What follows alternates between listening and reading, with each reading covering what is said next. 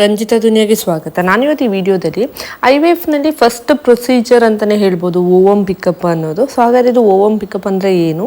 So normal ಆಗಿ ಎಲ್ಲ ಮಹಿಳೆಯರಿಗೆ ಮಾಡ್ಬೋದು, ಅವರು IVF ಪ್ರೊಸೀಜರ್ ಮಾಡಿರೋರಿಗೆ ಮಾತ್ರ ಈ ಥರ ಓವಮ್ ಪಿಕಪ್ ಮಾಡ್ತಾರಾ? ಏನದು ಪ್ರೊಸೀಜರ್ ಎಕ್ಸಾಕ್ಟಾಗಿ ಏನು? ಸೊ ಯಾರು ಗೊತ್ತಿಲ್ಲದೆ ಇರೋರು IVF ಪ್ರೊಸೀಜರ್ ಬಗ್ಗೆ, ಸೊ ಅವರಿಗೆ ಓವಮ್ ಪಿಕಪ್ ಅಂದರೆ ಏನು ಅದರ ಬಗ್ಗೆ ಇನ್ ಡೀಟೇಲ್ ಆಗಿ ವಿಡಿಯೋ ಡಿಸ್ಕಸ್ ಮಾಡ್ತಾ ಇದ್ದೀನಿ. ಅದಕ್ಕಿಂತ ಮುಂಚೆ ನಾನು ಆಲ್ರೆಡಿ IVF ಒಂದು 4-5 ವಿಡಿಯೋ ಸೀರೀಸ್ ನಾನು ನನ್ನ ಚಾನಲ್ ಅಪ್ಲೋಡ್ ಮಾಡಿದ್ದೀನಿ. IVF ಒಂದು ಪ್ಲೇ ಲಿಸ್ಟ್ ಇದೆ, ಸೊ ಯಾರಿಗಾರು ಡೌಟ್ ಇದ್ದರೆ ಹೋಗಿ ಅಲ್ಲಿ ನೋಡ್ಕೋಬೋದು. ಸೊ ಇಲ್ಲಿ ಫಸ್ಟ್ ಓವಮ್ ಪಿಕಪ್ ಬಗ್ಗೆ ಹೇಳ್ತೀನಿ. ಸೊ IVF ಪ್ರೊಸೀಜರಲ್ಲಿ ಫಸ್ಟ್ ಪ್ರೊಸೀಜರ್ ಅಂತಲೇ ಹೇಳ್ಬೋದು ovum pickup. So ovum pickup ಅಂತಂದರೆ ಹೆಸರೇ ಹೇಳೋ ಥರ ನಿಮ್ಮ ಓವರಿಯಿಂದ ಎಗ್ನ ರಿಟ್ರೀವಲ್ ಮಾಡೋದು, ಅವ್ರ ಎಗ್ನ ತೊಗೊಳ್ಳೋದು. ಸೊ ಅದಕ್ಕೆ ಓವಮ್ ಪಿಕಪ್ ಅಂತ ಹೇಳ್ತಾರೆ. ಸೊ ಡೈರೆಕ್ಟಾಗಿ ಎಗ್ನ ಪಿಕಪ್ ಮಾಡೋದಕ್ಕಾಗಲ್ಲ, ಅದಕ್ಕೆ ನಾವು ಕೆಲವು ಪ್ರೊಸೀಜರ್ ಇರುತ್ತೆ, ಅದನ್ನ ಫಾಲೋ ಮಾಡಿಕೊಂಡು ಕೆಲವು ಇಂಜೆಕ್ಷನ್ಸ್ ಇರುತ್ತೆ ಎಗ್ ಮೆಚ್ಯೂರ್ ಆಗೋದಕ್ಕೆ, ಅವರು ಸೈಜ್ ದೊಡ್ಡದಾಗೋದಕ್ಕೆ, ಕ್ವಾಲಿಟಿ ಇಂಪ್ರೂವ್ ಮಾಡೋದಕ್ಕೆ ಕೆಲವುದೆಲ್ಲ ಟ್ಯಾಬ್ಲೆಟ್ಸ್ ಎಲ್ಲ ಇದೆ. ಅದನ್ನೆಲ್ಲ ಕೊಟ್ಟು ಅವರು ಲಾಸ್ಟಲ್ಲಿ ಒಂದು ಡೇನ ಬುಕ್ ಮಾಡ್ಕೊಂಡು ಓವಮ್ ಪಿಕಪ್ ಮಾಡುವಂಥದ್ದು. ಸೊ ಈ ಓವಮ್ ಪಿಕಪ್ಪಿಂದ ನಮ್ಮ ಎಂಬ್ರಿಯೋಸ್ನ ಕ್ರಿಯೇಟ್ ಮಾಡ್ತಾರೆ, ಗರ್ಭನ ಕ್ರಿಯೇಟ್ ಮಾಡಿಕೊಂಡು ನಿಮಗೆ ಪ್ರೆಗ್ನೆನ್ಸಿ ಆಗೋ ಥರ ಮಾಡ್ತಾರೆ. ಇದೊಂದು ಫಸ್ಟ್ ಪ್ರೊಸೀಜರ್ ಅಂತಲೇ ಹೇಳ್ಬೋದು. ಸೊ ಇದಕ್ಕಿಂತ ಮುಂಚೆ ಈ ಓವಮ್ ಪಿಕಪ್ ಮಾಡೋದಕ್ಕಿಂತ ಮುಂಚೆ ನಾರ್ಮಲ್ ಆಗಿ ಯಾರಿಗೆ ಓವಮ್ ಪಿಕಪ್ ಮಾಡ್ತಾರೆ, ಸೊ ಅವರು IVF ಮಾಡೋದಕ್ಕೆ ಅಂತಲೇ ಅಲ್ಲ, ಈ ಎಗ್ ಫ್ರೀಸಿಂಗ್ ಆಪ್ಷನ್ ಇದೆ ಅಲ್ವಾ, ಸೊ ಫ್ರೀಸ್ ಮಾಡಿ ಇಡ್ಬೋದು. ಎಷ್ಟು ವರ್ಷಗಳ ಕಾಲ ಬೇಕಾದ್ರೂ ಈ ಎಗ್ನ ಫ್ರೀಸ್ ಮಾಡ್ಬೋದು. ಆಮೇಲೆ ಒಂದು ವೇಳೆ ಲೇಟ್ ಪ್ರೆಗ್ನೆನ್ಸಿ ಯಾರು ಇರ್ತಾರೆ ಮಾಡಬೇಕು ಅಂತಿದ್ದಾರೆ, ಲೇಟ್ ಮ್ಯಾರೇಜ್ ಆಗಿರೋರು ಯಾರು ಇರ್ತಾರೆ ಅವರಿಗೆ ಮೊದಲೇ ಕೆಲವು ಇವಾಗ ಬಾಲಿವುಡ್ ಸೆಲೆಬ್ರಿಟಿಗಳೆಲ್ಲ ಈ ಥರ ಓವಮ್ ಪಿಕಪ್ನ ಆಪ್ಷನ್ ಆಗಿ ತಗೋತಾರೆ, ಅವ್ರು ಎಗ್ ಫ್ರೀಸಿಂಗ್ ಆಪ್ಷನ್ನ ತಗೋತಾರೆ.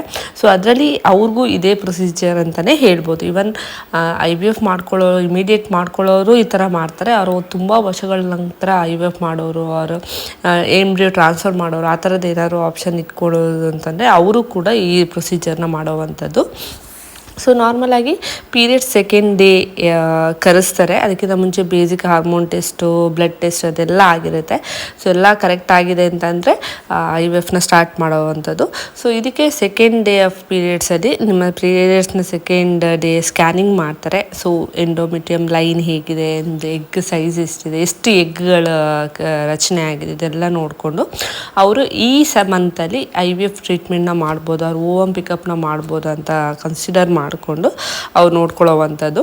ಸೊ ಇದಕ್ಕೆ ಒಂದು ವೇಳೆ ಎಲ್ಲ ಕರೆಕ್ಟ್ ಆಗಿದೆ, ಎಗ್ದು ಎಲ್ಲ ಕರೆಕ್ಟ್ ಆಗಿದೆ ಅಂತಂದರೆ ನೆಕ್ಸ್ಟ್ ಇಂಜೆಕ್ಷನ್ನ ಸ್ಟಾರ್ಟ್ ಮಾಡ್ತಾರೆ. ಅವ್ರ ಓವಮ್ ಪಿಕಪ್ಗೆ ಒಂದು ಡೇಟ್ನ ಫಿಕ್ಸ್ ಮಾಡಿಕೊಂಡು, ಅವ್ರು ಕೆಲವರಿಗೆ ತುಂಬ ಬೇಗ 8th ಡೇನೇ ಅವ್ರಿಗೆ ಎಗ್ ಮೆಚ್ಯೂರ್ ಆಗಿರ್ಬೋದು, ಅವ್ರ ಎಗ್ ಬಂದಿರ್ಬೋದು.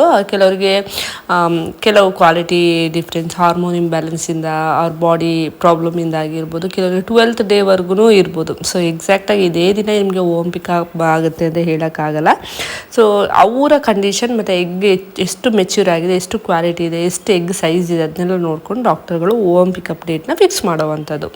ಸೊ ಒಂದು ಹಂತಕ್ಕೆ ಬರುವಾಗ ಅವ್ರೇನು ಮಾಡ್ತಾರೆ, ಇಂಜೆಕ್ಷನ್ ಕೊಟ್ಟು ಟ್ರಿಗರ್ ಮಾಡಿಕೊಂಡು ರಪ್ಚರ್ ಮಾಡ್ಕೊಂಡು ಎಗ್ನ ಹೊರಗಡೆ ತಗೊಳ್ಳೋವಂಥದ್ದು, ಈ ಥರ ಪ್ರೊಸೀಜರ್ ನಡೆಯುತ್ತೆ.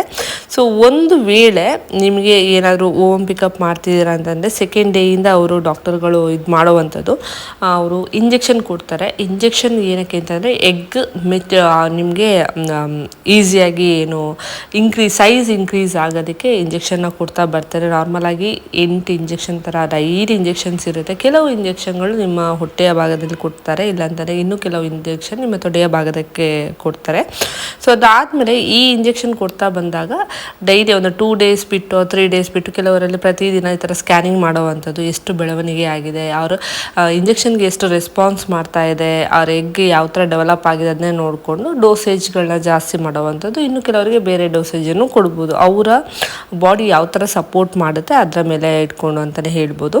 ಸೊ ಆಲ್ಮೋಸ್ಟ್ ನಿಮಗೆ ಒಂದು ಹಂತ ಬರ್ತಾ ಇದೆ, ಇನ್ನೇನು ಎಗ್ ಓವಮ್ ಪಿಕಪ್ ಮಾಡಬೇಕು ಅಂತಂದಾಗ ಮೆಚುರಿಟಿ ಅವ್ರು ಟ್ರಿಗರ್ ಇಂಜೆಕ್ಷನ್ ಕೊಡುವಂಥದ್ದು.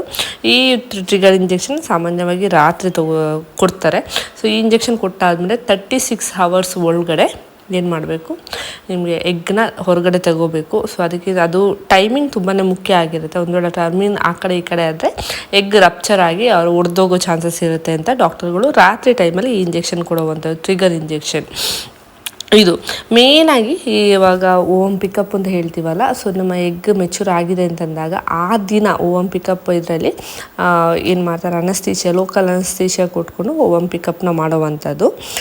ಅದರಲ್ಲಿ ನಾರ್ಮಲಾಗಿ ಖಾಲಿ ಹೊಟ್ಟೆಗೆ ಹೋಗಬೇಕಾಗುತ್ತೆ. ಆ ಪ್ರೊಸೀಜರ್ ಮಾಡಬೇಕಾದ್ರೆ ಖಾಲಿ ಹೊಟ್ಟೆಗೆ ಹೋಗೋದ್ರಿಂದ ಅನಸ್ತೀಶಿಯಾ ಕೊಡೋದ್ರಿಂದ ಒಂದು 7 ಅವರಿಂದ 8 ಅವರ್ವರೆಗೂ ಏನು ಊಟ ಮಾಡೋಂಗಿಲ್ಲ, ನೀರು ಕುಡಿಯೋಂಗಿಲ್ಲ ಅಂತ ಹೇಳ್ತಾರೆ.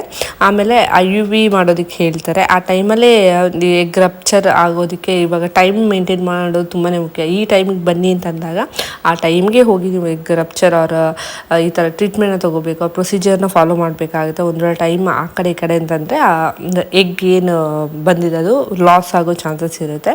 ಸೊ ಆ ದಿನವೇ ನಮ್ಮ ಪಾರ್ಟ್ನರ್ದಾಗಿರ್ಬೋದು, ಹಸ್ಬೆಂಡ್ ಸ್ಪರ್ಮ್ ಕಲೆಕ್ಟ್ ಮಾಡಿಕೊಂಡು ಈ ಇದು ಮಾಡ್ತಾರೆ, ಏನು ಗೊತ್ತಾ, ಎಂಬ್ರಿಯೋ ಕ್ರಿಯೇಟ್ ಮಾಡ್ತಾರೆ. ಎಂಬ್ರಿಯೋ ಕ್ರಿಯೇಟ್ ಮಾಡಿಕೊಂಡು ಎಷ್ಟು ಎಂಬ್ರಿಯೋ ಇದೆ ಅಂತ ನೆಕ್ಸ್ಟ್ ಬ್ಲಾಸ್ಟೋಸಿಸ್ ಸ್ಟೇಜಿಗೆ ಹೋಗಿ ಫೈನಲಾಗಿ ಹೇಳ್ತಾರೆ ಅವರು. ಸೊ ಇದರಲ್ಲಿ ಇದಾದಮೇಲೆ, ಈ ಪ್ರೊಸೀಜರ್ ಆದಮೇಲೆ ಎಕ್ಸಾಕ್ಟಾಗಿ ನಿಮ್ಮ ಎಗ್ ಕ್ವಾಲಿಟಿ ಎಷ್ಟಿದೆ, ಎಷ್ಟು ಚೆನ್ನಾಗಿದೆ ಆ್ಯಂಡ್ ಎಷ್ಟು ಎಂಬ್ರಿಯೋ ಕ್ರಿಯೇಟ್ ಆಗಿದೆ ಅಂತ ಹೇಳುವಂಥದ್ದು. ಅದಾದಮೇಲೆ ನಿಮ್ಮದು ಎಂಬ್ರಿಯೋ ಏನು ಇಲ್ಲ, ಎಗ್ ಮಾತ್ರ ಇದೆ ಅಂತಂದಾಗ ಸೊ ಎಗ್ ಫ್ರೀಸಿಂಗ್ ಆಪ್ಷನು ಇರುತ್ತೆ. ಅದು ಎಷ್ಟು ವರ್ಷ ಬೇಕಾದರೂ ಫ್ರೀಸ್ ಮಾಡ್ಕೋಬೋದು, ಅದರ ಕ್ವಾಲಿಟಿ ಏನೂ ಡಿಫ್ರೆನ್ಸ್ ಆಗೋಲ್ಲ. ಸೊ ಈ ಥರ ಓಮ್ ಪಿಕಪ್ನ ಪ್ರೊಸೀಜರ್ನ ಮಾಡೋವಂಥದ್ದು ಫ್ರೆಂಡ್ಸ್ ಇದು. ಸೊ ಈ ಟೈಮಲ್ಲಿ ನಮ್ಮ ಟೈಮಿಂಗ್ ಸೆನ್ಸ್ ತುಂಬಾ ಮುಖ್ಯ ಆಗಿರುತ್ತೆ. ಅದು ಇದರಿಂದಾಗಿ ಟೋಟಲಾಗಿ ಎಷ್ಟು ಎಂಬ್ರಿಯೋ ಇದೆ ಅಂತ ಡಾಕ್ಟರ್ಗಳು ಕೊಡುವಂಥದ್ದು. ಸೊ ಇದು ಯಾಕೆ ನಮ್ಮ ಎಷ್ಟು ಎಂಬ್ರಿಯೋ ಇರುತ್ತೆ ಅಷ್ಟು ಒಳ್ಳೆಯದು ಅಂತಲೇ ಹೇಳ್ಬೋದು. ಕ್ವಾಲಿಟಿ A ಗ್ರೇಡ್ ಕ್ವಾಲಿಟಿ ಇರೋ ಎಂಬ್ರಿಯೋಸ್ಗೆ ಫಸ್ಟು ಪ್ರಿಫರೆನ್ಸ್ ಕೊಡ್ತಾರೆ, C or D ಗ್ರೇಡ್ಗೆ ಕಡಿಮೆ ಪ್ರಿಫರೆನ್ಸ್ ಕೊಡುವಂಥದ್ದು ಡಾಕ್ಟರು. ಸೊ ಇದರಲ್ಲಿ ನಮ್ಮ ಎಂಬ್ರಿಯೋ ಯಾವ ಗ್ರೇಡಲ್ಲಿದೆ ಅಂತ ಗೊತ್ತಾಗುತ್ತೆ. ಸೊ ಆಮೇಲೆ ಬ್ಲಾಸ್ಟೋಸಿಸ್ ಸ್ಟೇಜ್ವರೆಗೂ ಹೋಗಿದ್ಯಾ ಅಂದರೆ 5 ಡೇಸ್ವರೆಗೂ ಅದನ್ನ ಲ್ಯಾಬಲ್ಲಿ ಇಟ್ಕೊಂಡು ಅದನ್ನ ಡೆವಲಪ್ ಮಾಡ್ತಾರೆ, ಗರ್ಭನ ಡೆವಲಪ್ ಮಾಡ್ತಾರೆ. 5ನೇ ದಿನವರೆಗೆ ಬ್ಲಾಸ್ಟೋಸಿಸ್ ಸ್ಟೇಜ್ ಅಂತ ಹೇಳ್ತಾರೆ. ಸೊ ಎಷ್ಟು ಎಂಬ್ರಿಯೋ ನಿಮ್ಮ ಬ್ಲಾಸ್ಟೋಸಿಸ್ ಸ್ಟೇಜಿಗೆ ಬಂದಿದೆ, ಬ್ಲಾಸ್ಟೋಸಿಸ್ ಸ್ಟೇಜ್ ಬಂದಾದಮೇಲೆ ನಿಮ್ಮ ಈ ಎಂಬ್ರಿಯೋನ ಟ್ರಾನ್ಸ್ಫರ್ ಮಾಡುವಂಥದ್ದು. ಇಷ್ಟು ಪ್ರೊಸೀಜರ್ ನಡೆಯುತ್ತೆ ಅಂತಲೇ ಹೇಳ್ಬೋದು. ಸೊ ಇದು ಇವತ್ತಿನ ವೀಡಿಯೋ ಫ್ರೆಂಡ್ಸ್. ಇದೇ ಥರ ವೀಡಿಯೋನ ಸಪೋರ್ಟ್ ಮಾಡಿ, ಲೈಕ್ ಮಾಡಿ, ಶೇರ್ ಮಾಡಿ, ಪಕ್ಕದಲ್ಲಿರೋ ಬೆಲ್ಲೈಕನ್ನ ಪ್ರೆಸ್ ಮಾಡಿ. ಯಾಕಂದರೆ ನಾನು ಏನೇ ವೀಡಿಯೋ ಹಾಕೊಂಡು ಫಸ್ಟ್ ನೋಟಿಫಿಕೇಷನ್ ಬರುತ್ತೆ. ಇದೇ ಥರ ಪ್ರೆಗ್ನೆನ್ಸಿ ಟಿಪ್ಸ್ ಆಗಿರ್ಬೋದು, ಹೆಲ್ತ್ ಕೇರ್ ರೂಟೀನ್ ಆಗಿರ್ಬೋದು, before pregnancy, after pregnancy, baby care, ಇದೇ ಥರ ಹೆಚ್ಚಿನ ಮಾಹಿತಿಯನ್ನು ಈ ಚಾನಲಲ್ಲಿ ಅಪ್ಲೋಡ್ ಮಾಡ್ತೀನಿ. Thank you.